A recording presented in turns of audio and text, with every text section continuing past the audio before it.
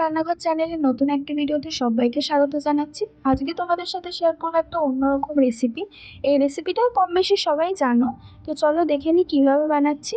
রেসিপিটার জন্য লাগবে হচ্ছে খেসারির ডাল। খেসারির ডালটাকে একটু ভালো করে ধুয়ে নিলাম, ধুয়ে আমি প্রেশার কুকারে বসাবো। নুন আর হলুদ দিয়ে প্রেশার কুকারে সিটি দিতে বসিয়ে দেবো, তাড়াতাড়িও হবে, তো ওই জন্য আমি প্রেশার কুকারেই বসিয়েছি। ভালো করে একটু ডালটা সিদ্ধ হয়ে গেছে, দেখতেই পাচ্ছ, এরকমভাবে সিদ্ধ করে নেবে। সিদ্ধ হয়ে যাওয়ার পরে আমি একটুখানি উচ্ছে কেটে রেখেছিলাম। এই ডালে হচ্ছে লাগবে উচ্ছে ডাল। এটা বাচ্চারা মেনলি উচ্ছে খেতে ভালোবাসে না, বাট এইভাবে যদি একবার রান্না করে দাও তো আশা করি খারাপ লাগবে না।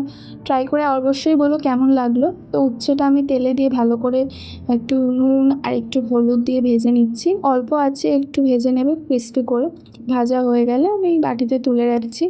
তো বাটিতে তুলে রাখলাম। এবার তেলে ফোড়নে দেওয়া হচ্ছে শুকনো লঙ্কা, তেজপাতা আর পাঁচফোড়ন, আর অ্যাড করবে হচ্ছে 4-5 কোয়া রসুন একটুখানি থেঁতে নিয়ে দিয়ে দেবে, তাহলে টেস্ট আসবে, বেশ ভালো লাগবে। তো আমি রসুনটাও দিয়ে দিলাম। একটু রসুনটা দিয়ে ভালো করে একটু ভাজা ভাজা করে নেবো, একটু যাতে রসুনের যে স্ট্রং ফ্লেভারটা থাকে ওটা যাতে চলে যায়, বাট টেস্টি আসবে।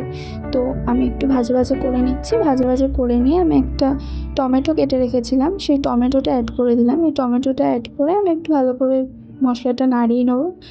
মশলাটা একটু ভাজা ভাজা হয়ে গেলে আমি এর মধ্যে অ্যাড করবো হচ্ছে লঙ্কার গুঁড়ো, জিরের গুঁড়ো আর হলুদ গুঁড়ো। দেখতেই পাচ্ছি আমি এগুলো অ্যাড করে নিচ্ছি। এগুলো সব কিছু অ্যাড করে আমি একটুখানি ভালো করে আমার মশলাটা নাড়াবো, যাতে মশলাটা থেকে তেলটা ছেড়ে দেয়।